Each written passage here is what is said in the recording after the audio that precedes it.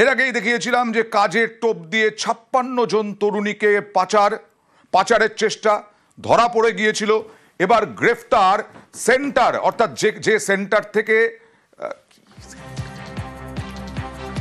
ঠাকুরনগরে কাজের প্রলোভন দেখিয়ে ভিন রাজ্যে পাচার, কেন্দ্রীয় সংস্থার আড়ালে নারী পাচার চক্র গ্রেফতার সেন্টারের কোঅর্ডিনেটর সহ 2। কোন সেন্টার কথা বলবো প্রতিনিধির সঙ্গে, কি সেন্টার, কোন সেন্টার? এখন তোমাকে জানিয়ে রাখি, শিলিগুড়ির ঠাকুরনগরে কেন্দ্র গ্রামোন্নয়ন মন্ত্রকের আওতাভুক্ত দীনদয়াল উপাধ্যায় গ্রামীণ কৌশল যোজনার আওতাভুক্ত এই সেন্টারটি চলতো 2022 সাল থেকে। এবং তারপরে কিন্তু এখানে মূলত এখানে কিন্তু হোটেল ম্যানেজমেন্টের প্রশিক্ষণ দেওয়া হতো তরুণদের, কিন্তু তাদের চাকরি করে দেওয়া হতো অন্য সংস্থা। যেমন এবারে কিন্তু সেখানে যে বেঙ্গালুরু নিয়ে যাওয়া হচ্ছে, সেখানে একটি ইলেকট্রনিক স্কুটি কারখানায় তাদের চাকরি দেওয়ার নাম করে নিয়ে যাওয়া হচ্ছে, যদিও তার কোনো বৈধ নথি রেল পুলিশ বা আরপিএফ এর দেখাতে পারেনি। এর আগে এই সেন্টারে দুজনকে কিন্তু ঠাকুরনগরের সেন্টারের কথা বারবার বলছে, ঠাকুরনগরের সেন্টারটা কিসের সেন্টার? দীনদয়াল কেন্দ্রীয় গ্রামোন্নয়ন মন্ত্রকে আওতাভুক্ত এই দীনদয়াল উপাধ্যায় গ্রামীণ কৌশল যোজনা এই সেন্টার, যেটা আরো একটি চ্যারিটেবল সোসাইটি যেটা চালাতো, সেই সংস্থারই কিন্তু এর আগে যে স্টেট হেড ছিল তাকে এর আগে গ্রেপ্তার করেছে। এবং গতকাল বিকেলবেলা সেন্টারের প্রোগ্রাম কোঅর্ডিনেটর তাকে কিন্তু আটক করা এবং তাকে জেরা করে অসংগতি দেখতে পায় সেই সেন্টারের প্রোগ্রাম কোঅর্ডিনেটর এবং তার সঙ্গে দুজনকে কিন্তু গ্রেপ্তার করেছে রেল পুলিশ এবং আজ জয়পুরি আদালতে তোলা হচ্ছে। আমরা জানি যে 56 জন তরুণীকে এইভাবেই তারা ভিন রাজ্যে পাচারের ছক কষেছিল, যদিও সেন্টার কোঅর্ডিনেটর গতকাল দাবি করেছিলেন যে তাদের কাছে বৈধ নথি আছে, কিন্তু রেল পুলিশের কাছে সেই বৈধ নথি তারা দেখাতে পারেনি বলেই তাদেরকে কিন্তু গ্রেপ্তার করেছে। কলকাতা লিগ, ফুটবল লিগ, সেখানেই গড়াপেটা। খিদিরপুর এবং মেসার্স ক্লাব, এই দুটো ক্লাবের মধ্যে খেলায় গড়াপেটার অভিযোগ। ফুটবলার ও কোচের বিরুদ্ধে গড়াপেটার অভিযোগ, ফিক্সিং এর বিরুদ্ধে কড়া পদক্ষেপ আইএফএর। কবে গড়াপেটা, কেন গড়াপেটা, কিসের জন্য গড়াপেটার অভিযোগ? কথা বলবো প্রতিনিধি ইরনের সঙ্গে। ইরন, দেখো, কলকাতা ফুটবল লিগে ভয়ঙ্কর অভিযোগ। কলকাতা প্রথম ডিভিশন প্রিমিয়ারের যে ক্লাব, অর্থাৎ ইস্ট বেঙ্গল মোহনবাগান মোহামেডানদের সঙ্গে খেলা 2 ক্লাব মেসারাস এবং খিদিরপুর, তাদের কলকাতা লিগের একাধিক ম্যাচ তারা স্ক্যানারে এসছে। আইএফএর বিশেষ টিম সবসময় পর্যবেক্ষণ করেন, তারা দেখেছেন একাধিক ম্যাচে এই দুটো টিমের বিভিন্ন কিছু অবস্থান দেখে মনে হয়েছে ম্যাচ ফিক্সিং হয়েছে, কিছু প্রমাণও তাদের কাছে এসছে। এই মর্মে তারা সেই কারণে কলকাতা পুলিশের দ্বারস্থ হয়েছে। মেসারাস ক্লাবের 2 জন ফুটবলার মুসলিম মোল্লা এবং তার সঙ্গে সান্নিক মুর্মু এবং অ্যাসিস্ট্যান্ট কোচ রাজীব দে, এই 3 জনকে সাসপেন্ড করা হয়েছে। এবং খিদিরপুর ক্লাবের অভিক গুহ একজন ফুটবলার, তাকেও সাসপেন্ড করা হয়েছে যতক্ষণ না তদন্ত সম্পূর্ণ হচ্ছে। পাশাপাশি দুটো ক্লাবকেও চিঠি পাঠানো হচ্ছে যে তাদের কাছে শোকজ করা হচ্ছে এবং তাদের কাছ থেকে উত্তর চাওয়া হচ্ছে যে তাদের বিরুদ্ধে অভিযোগ উঠেছে তারা কি বলতে চান। আগামী দিনে যদি সন্তুষ্টমূলক উত্তর না পাওয়া যায় সেক্ষেত্রে আরো বড় পদক্ষেপ করা হবে। ইতিমধ্যেই আইএফএ সচিব অনির্বাণ দত্ত তিনি পুলিশ কমিশনার মনোজ বর্মার সঙ্গে দেখা করেছেন, তাকে পুরো বিষয়টি জানিয়েছেন। পুলিশ বিষয়টি সম্পূর্ণ তদন্ত করছে। কলকাতার ফুটবলের প্রথম ডিভিশন প্রিমিয়ারের যে ক্লাব, সেখানে যদি এই গড়াপেটার অভিযোগ ওঠে, এটা ফুটবলের কলঙ্কের অধ্যায়। আইএফএফ বিষয়টি নিয়ে তারা পুলিশের সঙ্গে দ্রুত আলোচনা চাইছে এবং দ্রুত তদন্ত করে অভিযুক্তদের শাস্তি দিতে চান এবং যাতে দৃষ্টান্তমূলক শাস্তি হয় সে ব্যাপারেই সিদ্ধান্ত নিচ্ছে আইএফএফ। তুমি সঙ্গে থাকো ইরন, কারণ আমরা দেখাই যে অভিযুক্ত কোচ তিনি কি বলছেন এবং আইএফএ কি বলছে, দেখাবো।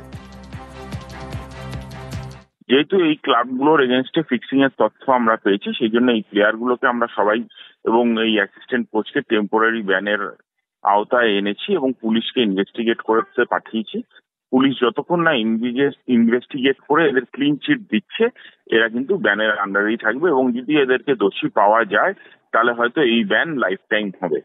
এবং আমরা যদি কোনোভাবে অনুভব করি যে ক্লাবেরও এই ফিক্সিং এর মধ্যে জড়িয়ে আছে কোনোভাবে ক্লাবরা, তাহলে তাদের এগেনস্টেও কিন্তু ডিসিপ্লিনারি অ্যাকশন হবে। আমরা দায়িত্ব দিচ্ছি ক্যালকাটা পুলিশকে এই ব্যাপারটা খতিয়ে দেখার জন্য।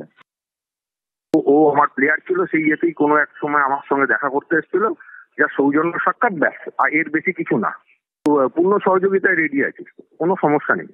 কারণ আমি তো এইসব ব্যাপারের মধ্যে জানিও না, আমি এতদিন কোচিং করাচ্ছি, আমার এগেনস্টে কোনো রকম এলিগেশন নেই। হঠাৎ এবছর উঠলো এবং উঠে এইরকম জায়গায় চলে গেল, যেটাতে আমার তো অনেকটা ক্ষতি হয়ে গেল না, অনেকটাই ক্ষতি হয়ে গেল। ওকে যেটা বলা হচ্ছে যে ও অনেকগুলো ম্যাচেস খেলেছে, বাট এটা হয়নি, কারণ ওরা জাস্ট দুটো ম্যাচই এখনো অব্দিও ম্যাচ টাইম পেয়েছিল। আইএফএ আমাদেরকে জানালো, তো আমরাও সেটা নিয়ে এখন ক্লাব ডিসিশন নিয়েছে, এটা আমরাও অলরেডি এটাকে নিয়ে চিন্তা ভাবনা করছি। শতাব্দী প্রাচীন ক্লাবের জন্য এটা একটা বিশাল ধাক্কা আমাদের কাছে, তো সেই ধাক্কাটা আমরা নিশ্চয়ই নর্মাল ভাবে নেব না, এবং তার জন্য আমরা সেটা কিভাবে কি উত্তর দেওয়া যায়, যদি অবশ্যই আইএফএ আমাদেরকে কিছু জিজ্ঞেস করে বা উত্তর দিতে বলে, আমরা তার অ্যান্সার অবশ্যই দেবো। ডোরান্ডে ডার্বি শনিবার, আর এই মোহনবাগান ইস্টবেঙ্গল ম্যাচ মানেই উত্তেজনা। সেই উত্তেজনার মধ্যে অনেক সময় গন্ডগোলের আশঙ্কা থাকে। সেই গন্ডগোলের মধ্যে যাতে বেশি গন্ডগোল না হয়, গন্ডগোল যাতে না হয়, তার জন্য মহিলা দর্শকদের ওপরে এবার জোর দেওয়া হচ্ছে। মহিলা দর্শক বেশি জমায়েতের চেষ্টা হচ্ছে। আবারও হিরণের সাথে কথা বলবো, একটু বিস্তারিত জানার চেষ্টা করব কেন মহিলা দর্শক বেশি জমায়েতের চেষ্টা এবং তার জন্য কি উদ্যোগ নেওয়া হচ্ছে। কলকাতা লিগের ডার্বি, কলকাতা লিগের ডার্বি আগামী শনিবার কল্যাণীতে খেলা হবে ইস্টবেঙ্গল বনাম মোহনবাগান। এই প্রথম ডার্বিতে এই টিকিটের ব্যবস্থা হয়েছে, কোনো ফিজিক্যাল টিকিট থাকছে না। এর পাশাপাশি রাজ্য পুলিশের সঙ্গে যখন ডিজি রাজীব কুমারের সঙ্গে আইএফএ বৈঠক করে, সেখানে রাজীব কুমার একটি প্রস্তাব দেন যে সাধারণত ইস্টবেঙ্গল মোহনবাগান হলেই কটূক্তি, গালিগালাজ, একে অপরের দিকে তেড়ে যাওয়া, মারামারির ঘটনা সব ঘটতে থাকে। এটা বছরের পর বছর আমরা দেখে এসেছি। কিন্তু সেখান থেকে আধুনিকরণের জায়গা, সেই পথে হাঁটার চেষ্টা আইএফএ এবং রাজ্য পুলিশের তরফ থেকে সিদ্ধান্ত নেওয়া হয়েছে যে মহিলাদের জন্য টিকিটের দাম কমানো হচ্ছে। যে ম্যাচের টিকিটের দাম 150 টাকা, সেটা মহিলাদের জন্য 100 টাকা করা হচ্ছে, এবং যেটাকে বলা হচ্ছে পেইং টিকিট। অর্থাৎ মহিলারা এই টিকিট কেটে যেতে পারবেন, এবং মহিলারা যত গ্যালারিতে উপস্থিত হবেন তত বেশি করে পরিবার নিয়ে তারা যাবেন, এবং সেক্ষেত্রে একটা কালচারের দিকটা, মাঠে ফুটবলের সংস্কৃতির পাশাপাশি একটা গ্যালারিতেও ফুটবল কালচার ফিরবে। এবং উদাহরণ হিসেবে বলা হচ্ছে, ইন্ডিয়া পাকিস্তান যখন খেলা হয় তখন তো একাধিক মহিলারা, তারা পুরুষ মহিলা তারা নির্বিশেষে একসঙ্গে বসে খেলা দেখেন। যদি অত বড় হাই ভোল্টেজ ম্যাচ এইভাবে সম্পন্ন করা সম্ভব হয়, সেক্ষেত্রে ফুটবল মাঠে নয় কেন? মানে পরবর্তী সময়ে যুব ভারতী ক্রীড়াঙ্গনেও এরকমটা হতে পারে, এরকম একটা পদক্ষেপ করা যেতে পারে, এটা যদি সফল হয়, মানে গন্ডগোল কমানোর চেষ্টায়, তাই তো? একদমই, গন্ডগোলের সম্ভাবনা কমানোর। একদমই আগামী দিনে আইএফএ পরিচালিত ম্যাচগুলোতে আইএফএ সিদ্ধান্ত নিয়েছে যে যাতে গন্ডগোল কমে এবং মহিলাদের উপস্থিতি বেড়ে যাওয়া মানে গ্যালারিতে সংস্কৃতি ফিরে আসা, কালচার ফিরে আসা।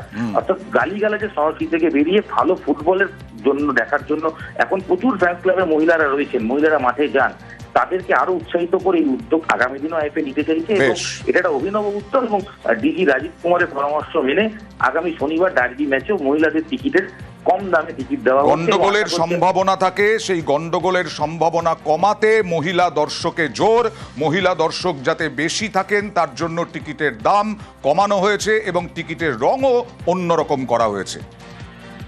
এটা আমাদের কথা হয়েছিল যখন ডার্বি নিয়ে, উনি বলেছিলেন যে যদি মহিলা দর্শক বাড়ে তাহলে কিন্তু ক্রাউড এর বিহেভিয়ারে একটা চেঞ্জ আসতে পারে। কারণ ইন্ডিভিজুয়াল ব্যাচেলার যেভাবে ব্যবহার করবে, তার সাথে যদি তার বাড়ির কোনো মহিলা থাকে বা তার বোন থাকে বা তার মা থাকে বা তার বান্ধবী থাকে, তখন কিন্তু তাদের ব্যবহারটা অন্যরকম হয়। যে বচন ভঙ্গি একজন মহিলার উপস্থিতিতে কিন্তু সেটাতেও পরিবর্তন আসে। ওনার এই পরামর্শকে আমাদের মনে হয়েছিল যে অত্যন্ত ভ্যালিড পয়েন্ট। সেই জন্য আমরা এক্সপেরিমেন্টাল বেসিস এই বছর মহিলাদের জন্য আলাদা দামে টিকিট রেখেছি, মহিলাদের উৎসাহ দেওয়ার জন্য মাঠে আসতে।